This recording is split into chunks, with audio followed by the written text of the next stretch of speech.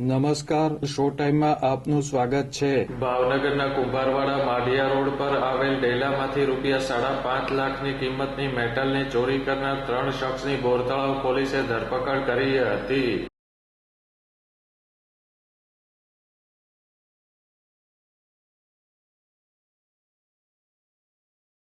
કુંભારવાડાના Madhiya road પર આવેલ AA international enterprise નામના ડેલામાં ₹5.5 લાખની કિંમતની મેટલની ચોરી થઈ હતી. 2 ઈસમો ડેલામાંથી મેટલની ચોરી કરતા હોય તેના CCTV ફૂટેજનો વિડીયો પણ વાયરલ થયો હતો.